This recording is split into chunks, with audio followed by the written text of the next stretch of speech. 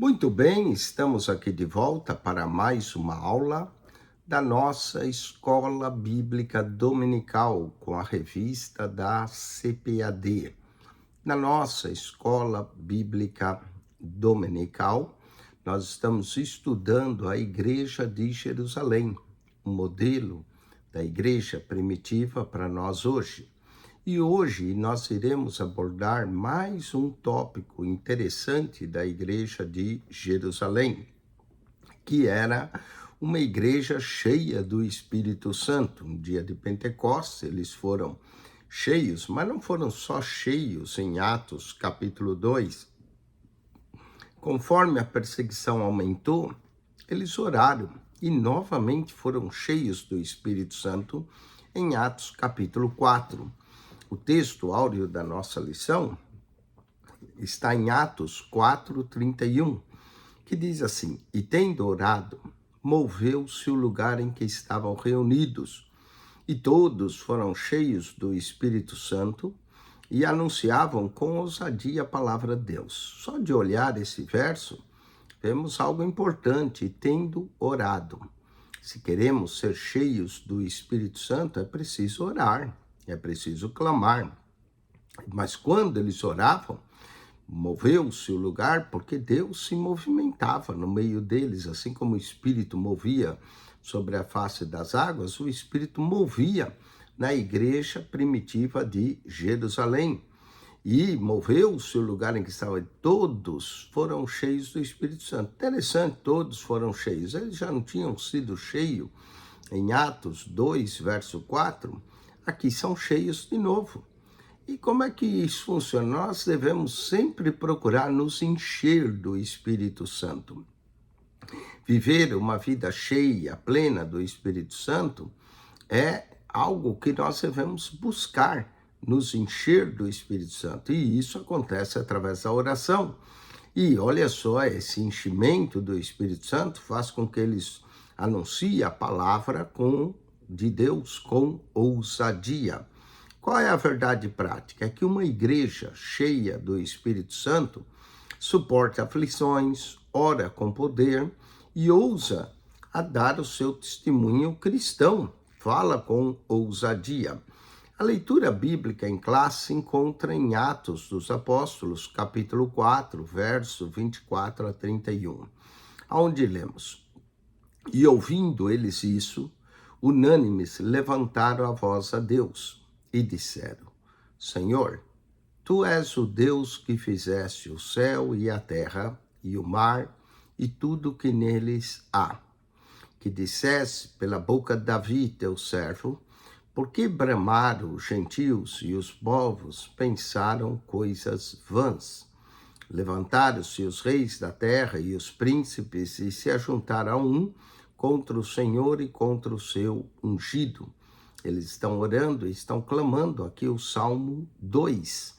Você pode ler lá o Salmo 2 e você vai ver que é a oração que eles estão fazendo aqui. Porque verdadeiramente contra o teu santo filho que tu ungistes, se juntaram não só Herodes, mas Pôncio Pilatos, como os gentios e os povos de Israel. Olha quanta gente se juntou contra Jesus, não é? Herodes, Pôncio Pilatos, gentios, povos de Israel, para fazerem tudo que a tua mão e o teu conselho tinha anteriormente determinado que se havia de fazer. Olha, já estava determinado por Deus. E é o que muita gente aqui às vezes apela por determinalismo ou por fatalismo, mas a verdade é que nada sai do controle de Deus.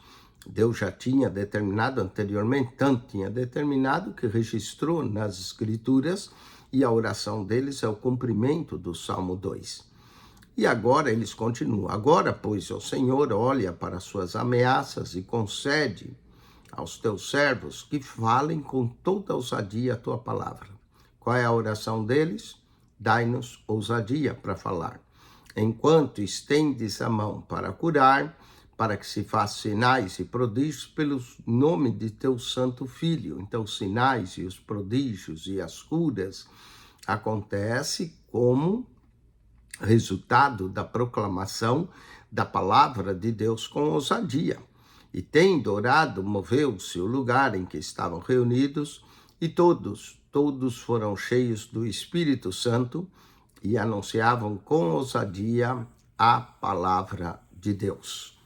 Muito bem, meus amados, vamos ao comentário dessa lição, cuja palavra-chave aqui da lição é Espírito Santo. Nós dependemos do Espírito Santo se quisermos de fato realizar algo na obra de Deus. Precisamos da ousadia, da virtude, da coragem, da determinação do Espírito em nossas vidas. Então vamos à introdução. Nessa lição, veremos como que uma igreja cheia do Espírito Santo se comporta. A partir do capítulo 4, verso 24 a 31, que foi o que nós lemos na leitura bíblica no livro de Atos, encontramos uma das principais marcas que caracterizam a igreja de Jerusalém: a perseverança. Eles perseveravam em oração. Uma igreja perseverante é capacitada para dar testemunho de sua fé, mesmo em meio ao fogo da provação. Eles tinham recebido ordens e ameaças que não falassem mais no nome de Jesus. 1 Pedro 4,12, Pedro fala também em sua carta sobre as provações. Essa igreja suporta as provações. Por quê? É cheia do Espírito. Por causa do Evangelho, ela renuncia ao seu próprio bem-estar e não aceita ficar na zona de conforto. Na verdade, sem a capacitação do Espírito, o corpo de Cristo não suporta as provas para cumprir sua missão no mundo.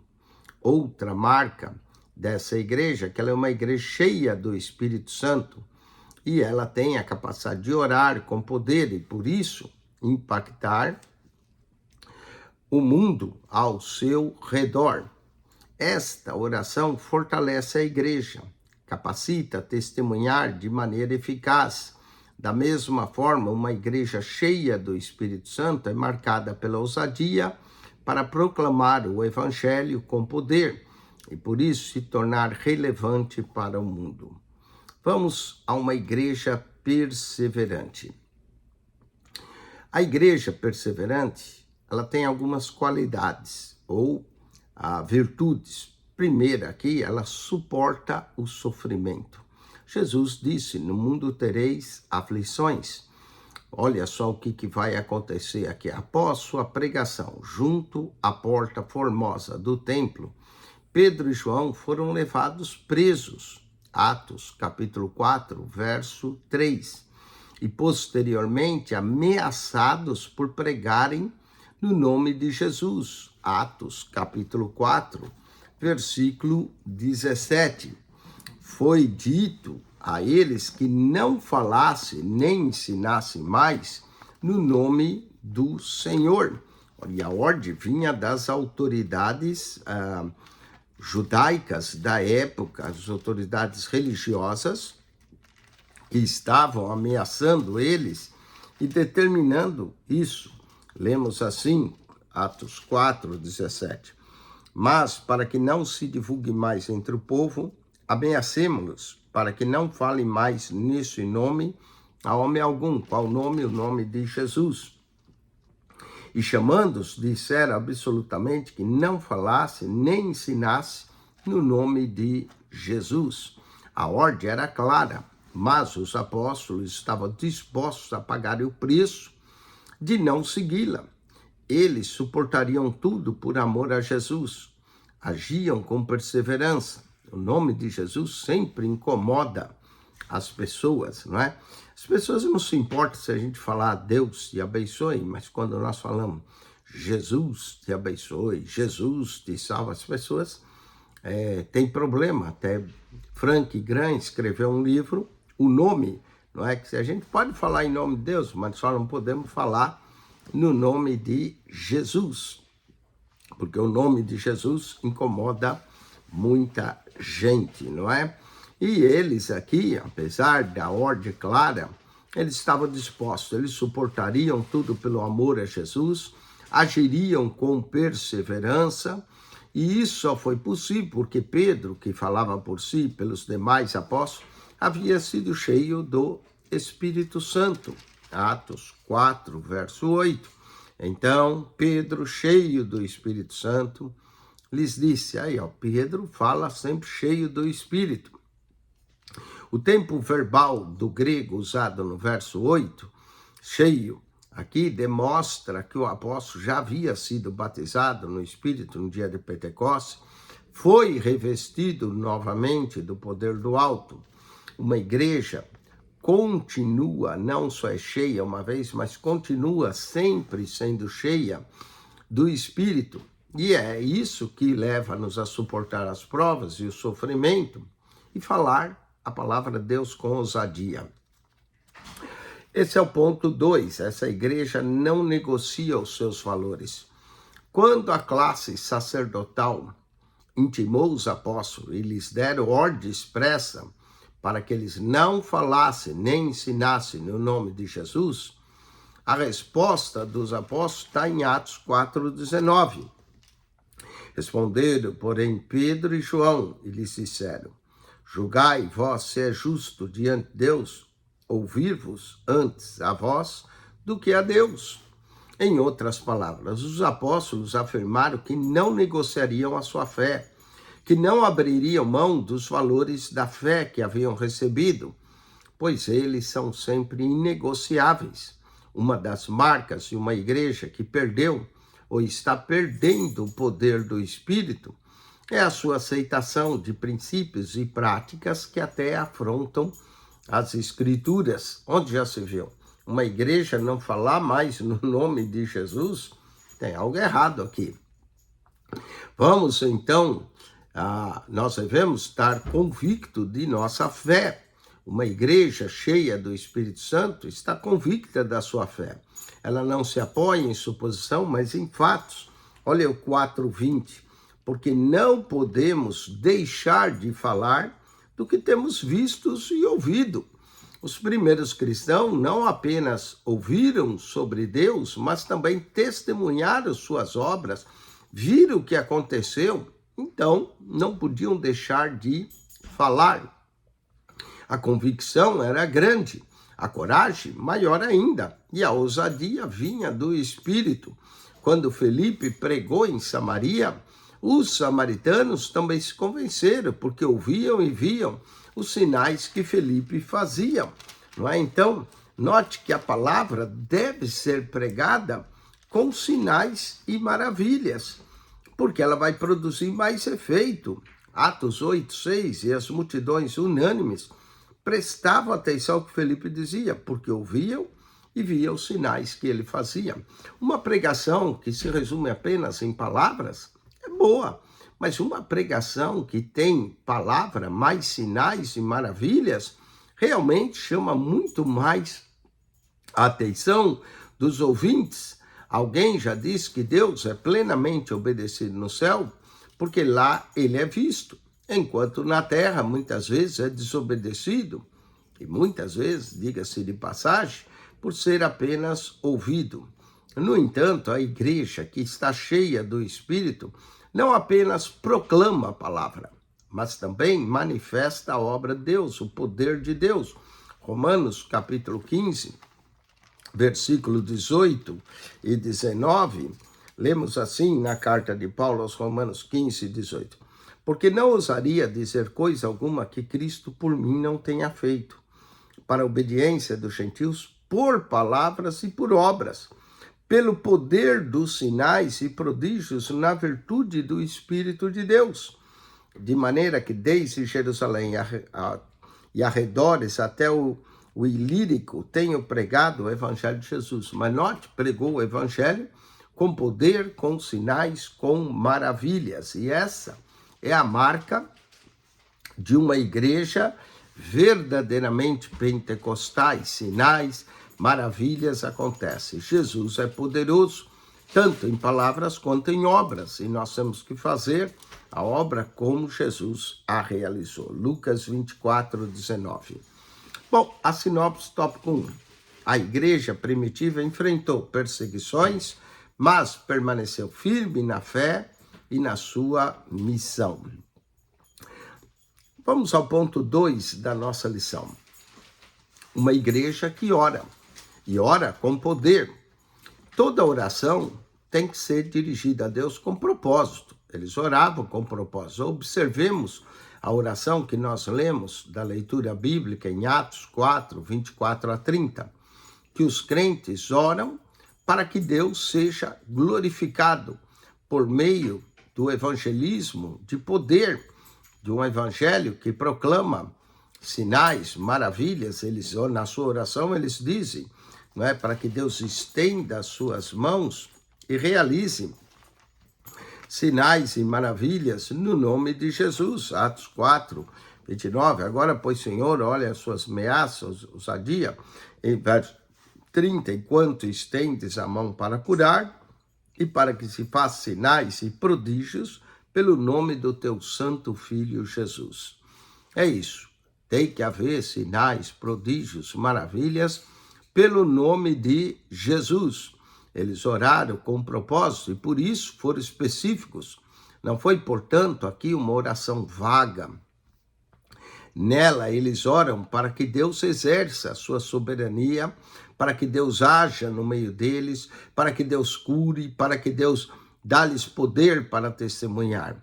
Nesse sentido, o propósito da oração foi para que Deus fosse glorificado na resposta. Olha a diferença, não é? De nossas orações. Tem gente que ora para que ele seja glorificado, não Deus. Mas nós temos que orar para que Deus seja glorificado. Orando em unidade. Ouvindo eles isso. Atos 4, 24. Unânimes, levantar a voz a Deus. A oração havia unanimidade. A concordância Strong explica que a palavra unânimes vem do termo grego omitiamadon, que significa um grupo de pessoas agindo com o mesmo propósito, em total harmonia. E isso mostra que havia unidade, concordância na oração. Uma igreja cheia do Espírito Santo é unida e sabe respeitar as diferenças e entende que a unidade não significa que todos são iguais, mas há união, e a união é que faz a força de uma igreja. No meio da igreja há crentes mais experientes, outros que ainda estão aprendendo, aqueles que já estão maduros na fé, e ainda outros que estão amadurecendo na caminhada cristã. Mas nada disso impede que a igreja se una em oração, buscando a Deus com o mesmo propósito. Vamos ao terceiro ponto, orando, fundamentada na palavra de Deus. Ao orarem, os crentes citaram o Salmo 2, verso 1 e 2, que dissesse, pela boca de Davi teu servo, por que bramam a gente e os povos pensam coisas vãs? Atos 4, 25. Não basta orar. É preciso orar tomando por base a palavra de Deus. Orar fundamentado na palavra é orar crendo e afirmando as suas verdades. Uma oração feita fora da palavra de Deus não terá nenhuma garantia de ser respondida, porque Deus vela para cumprir a sua palavra. Jeremias 1, verso 12. Não há dúvidas de que a falta de fundamento bíblico pode estar por trás do fracasso de uma vida de oração. Tiago mesmo diz, pedis e não recebeis, porque pedis mal, pedi para gastar nos vossos deleites. Tiago 4, 3. É preciso saber pedir, e saber pedir de acordo com a vontade de Deus, de acordo com a palavra de Deus. A sinopse, tópico 2, a oração foi e é a base espiritual da igreja, trazendo direção, coragem e poder de Deus. Se nós entendermos que devemos orar baseado na palavra e na vontade de Deus, e não nos nossos deleites, como o Tiago diz, nós vamos entender por que Deus responde algumas orações e outras Deus não responde. Pedis e não recebeis, não é? porque pede-se mal, pede-se para gastar no seu deleite, com a sua própria vontade, em vez da vontade de Deus. A oração não é seja feita a minha vontade, mas seja feita a tua vontade, assim na terra como no céu.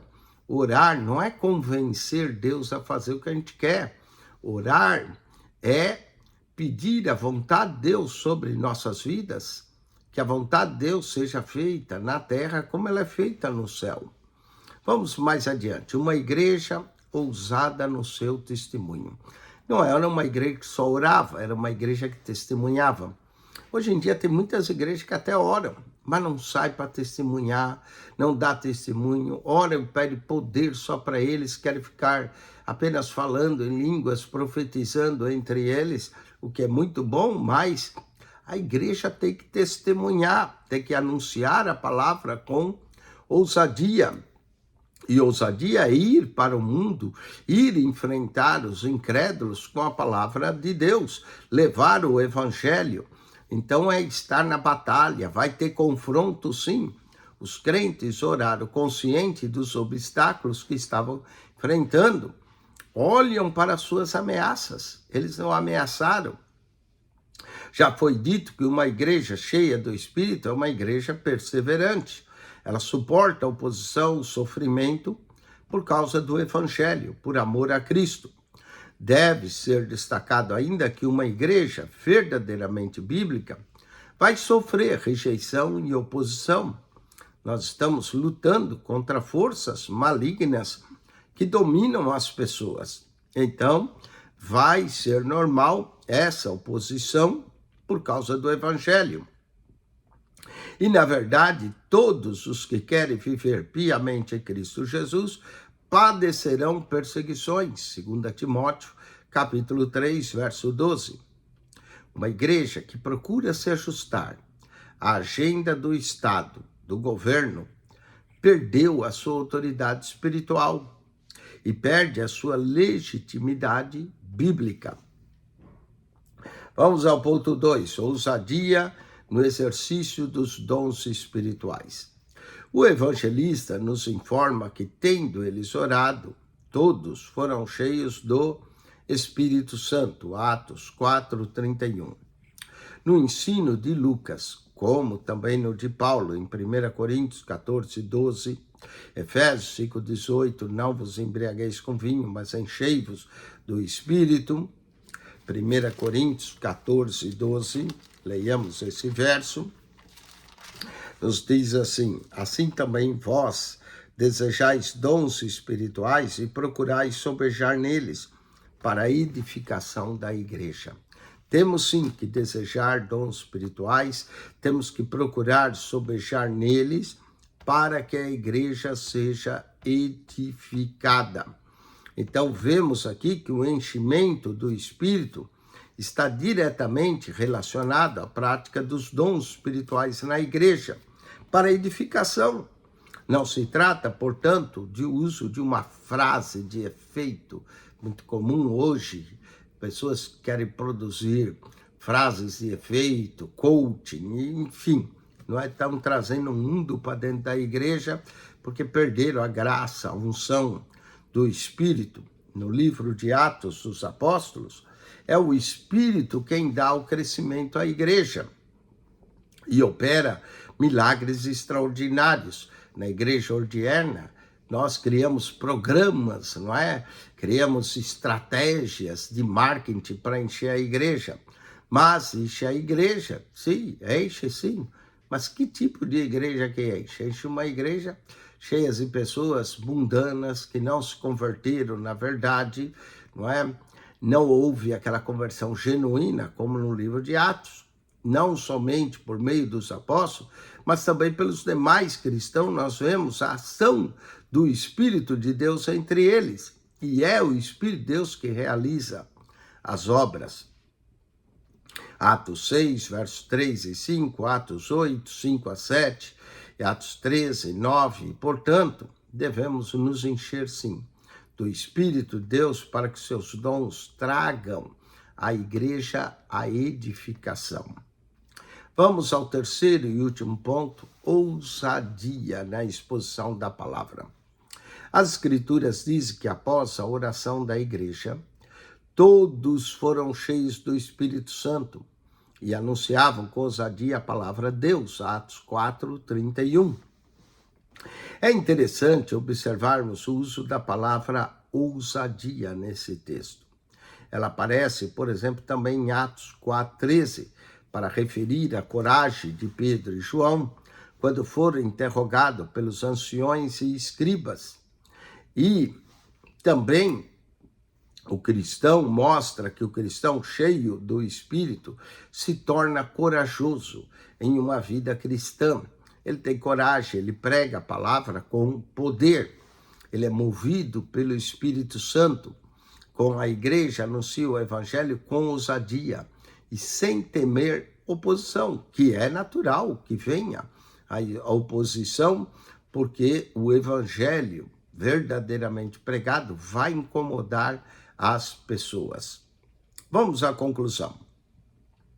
Nessa lição vimos que o que caracteriza de fato uma igreja pentecostal, suas características se tornam visíveis e estão diretamente associadas à plenitude do Espírito Santo. A primeira igreja não foi perfeita, como o livro de Atos deixa bem claro. Contudo, suas limitações eram superadas por um viver diário sobre a capacitação do Espírito Santo. Se queremos, de fato, ser uma igreja relevante em nossos dias, devemos nos deixar encher do Espírito Santo e não de nossos programas de marketing para encher a igreja, mas vamos nos encher do Espírito, voltar a ser uma igreja que proclama o Evangelho com sinais, com poder, com maravilhas.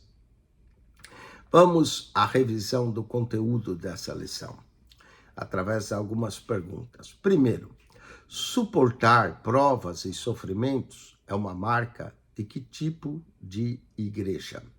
E a resposta é a marca de uma igreja perseverante, que permanece firme na fé, mesmo diante das adversidades. Segundo, cite uma das marcas da igreja que perdeu ou está perdendo o poder do Espírito.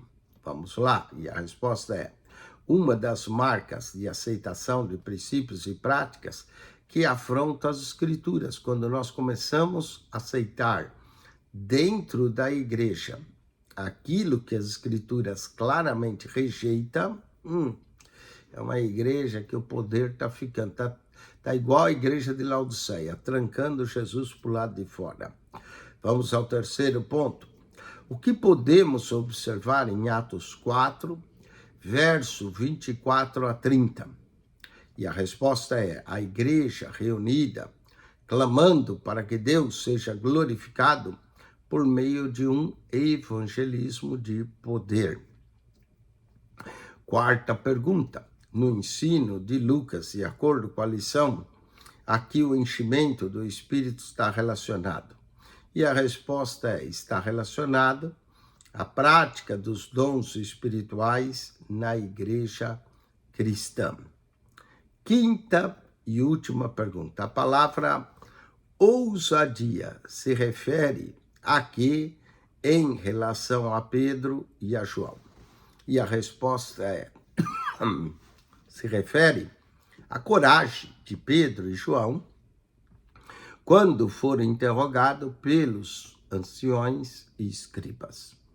Com isso, nós concluímos, meus amados irmãos, essa lição. Semana que vem vamos estudar uma igreja cheia de amor. Olha só, uma igreja cheia do Espírito Santo e uma igreja cheia de amor. Não é só poder, o poder também de amar. Esse é o maior poder que a igreja deve ter. Então não perca semana que vem uma igreja cheia de amor e acione o nosso canal no YouTube. Nesse canal, nós não só comentamos a revista da CPAD, mas nós também comentamos a revista da editora Betel, usada pela Conamad, comentamos a revista da CADB, que é a Convenção das Assembleias de Deus do Belém, com o pastor Samuel Câmara. Comentamos também a revista da Central Gospel, da Assembleia Deus Vitória em Cristo, pastor Silas Malafaia. E comentamos a revista da Cone Madeb. Tem muita gente que não sabe que as 5 revistas escolas dominicais, e é capaz de haver mais, não é? Mas 5 revistas da Cone Madeb, que é a Assembleia Deus Cristo para Todos, cujo presidente, pastor Gilmar Santos. Então, nós temos aí 5 escolas dominicais, esse é o primeiro comentário. Também assista o tema das outras revistas. Aqui nós estamos estudando a Igreja de Jerusalém, e nas outras revistas cada uma tem o seu assunto. Da Betel, Evangelho de João; na CADB, Jeremias; na revista da Central Gospel, as Epístolas Gerais; e na revista da Cone Madeb, a Bíblia.